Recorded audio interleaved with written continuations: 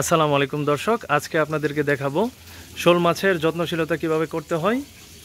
লক্ষ্য করুন, শোল মাছগুলো এভাবে ভারী দিলেই দেখেন, লক্ষ্য করুন, শোল মাছ এভাবে খাবার ডাক দিলেই শোল মাছগুলো দ্রুত চলে আসে।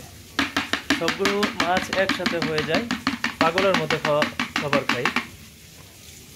এই দেখেন, আমার এখানে যত্নশীলতায় আছে লালচান ভাই, ওনার নাম লালচান ভাই।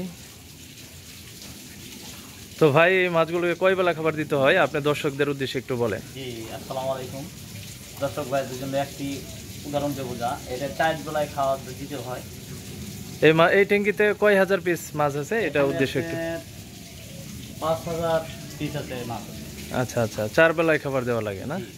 আর আর কি সাইজের মাছ রয়েছে? এটা কি সাইজের সাইজটা? আপনার সাইজটা হচ্ছে আপনার 2 থেকে 2.5 ইঞ্চি। আপনারা লক্ষ্য করুন, মাছগুলো 2 থেকে 2.5 ইঞ্চি প্লাস, খুবই সতেজ।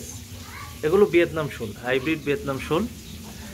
এছাড়া এছাড়া আরো বড় মাছ আছে। আরেকটা সাইজ মাছ আছে, লক্ষ্য করুন। এগুলো 3 ইঞ্চি প্রায় বলে হয়, 2.5 ইঞ্চি বলে, কেউ বলা হয় 3 ইঞ্চি প্লাস 4 ইঞ্চি বলে। এই দেখুন, ডাকা মাত্রই মাছগুলোকে এইভাবে ডাকা হয়। খুব আশ্চর্য হলেও সত্যি, এই মাছগুলো শিকারী। এই যে দেখুন, চলে আসছে, এক এক করে চলে আসছে সব মাছ খাদ্যের এখানে খাবে। এই যে আবার আসতেছে, অনেক মাছগুলো আসতেছে, একের পর এক আসতেই থাকবে। দর্শক, আপনারা যারা শোল মাছ নিতে চান, ভিয়েতনাম শোল মাছ, বছরে এই মাছগুলো কি পরিমাণ হয় আপনার অভিজ্ঞতাতে বলবেন? এটা বছরে প্রায় মনে হয় যে 1.5 লক্ষ থেকে 2 লক্ষ পরিমাণে আপনার এটা অ্যাডজাস্ট করা যায়। সরকারের যে সিস্টেমগুলো দেখতেছেন, এখান থেকে আবার বিভিন্ন দেশের আর কি আপনার এক ট্রান্স করেন।